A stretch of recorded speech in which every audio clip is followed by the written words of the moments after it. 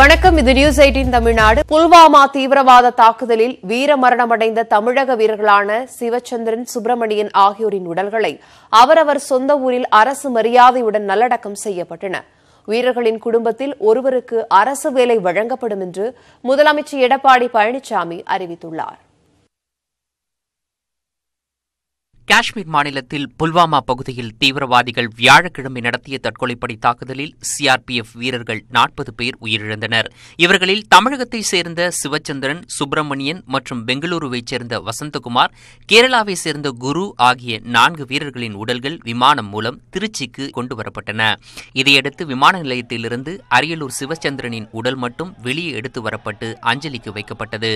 அப்போது பாதுகாப்புத்துறை அமைச்சர் நிர்மலா சீதாராமன், தமிழக பாஜக தலைவர் தமிழிசை சவுந்தரராஜன், மாநில சுற்றுலாத்துறை அமைச்சர் வெல்லமண்டி நடராஜன் ஆகியோர் நேரில் அஞ்சலி செலுத்தினர்.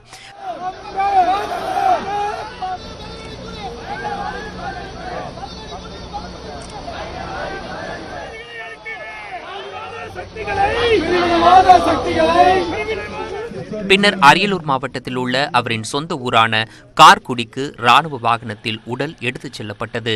அங்கு குடும்பத்தினர், உறவினர்கள், ஊர் பொதுமக்கள் என பல்வேறு தரப்பட்ட மக்களும் அஞ்சலி செலுத்தினர்.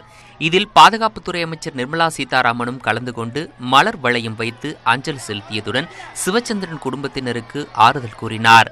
இதையடுத்து ராணுவ மரியாதையுடன் அவரது உடல் நல்லடக்கம் செய்யப்பட்டது.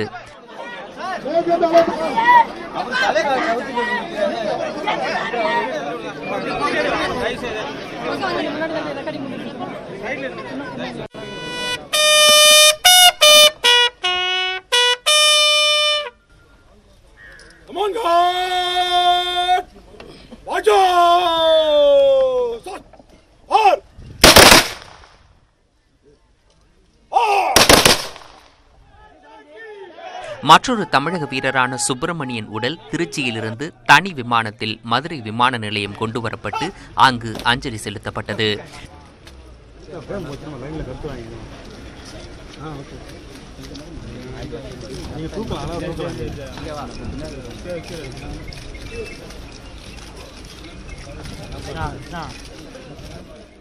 பின்னர் அங்கிருந்து ராணுவ வாகனம் மூலம் தூத்துக்குடி மாவட்டத்தில் உள்ள அவரின் சொந்த ஊரான சவலாப்பேரிக்கு எடுத்துச் செல்லப்பட்டது.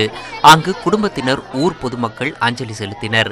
இதில் மத்திய இணையமைச்சர் பொன் ராதாகிருஷ்ணன், துணை முதலமைச்சர் ஓ பன்னீர்செல்வம், செய்தித்துறை அமைச்சர் கடம்பூர் ராஜு, மாவட்ட ஆட்சியர் சந்தீப் நந்தூரி ஆகியோர் மலர் வளையம் வைத்து அஞ்சலி செலுத்தினர். அத்துடன் தமிழக அரசு அறிவித்துள்ள 20 லட்சம் ரூபாய் நிதியுதவிக்கான காசோலையை சுப்பிரமணியன் குடும்பத்தினரிடம் ஓ பன்னீர்செல்வம் வழங்கினார். இதைத் தொடர்ந்து சுப்பிரமணியனின் சொந்த நிலத்தில் அவரின் உடல் ராணுவ மரியாதையுடன் குண்டுகள் முழங்க நல்லடக்கம் செய்யப்பட்டது.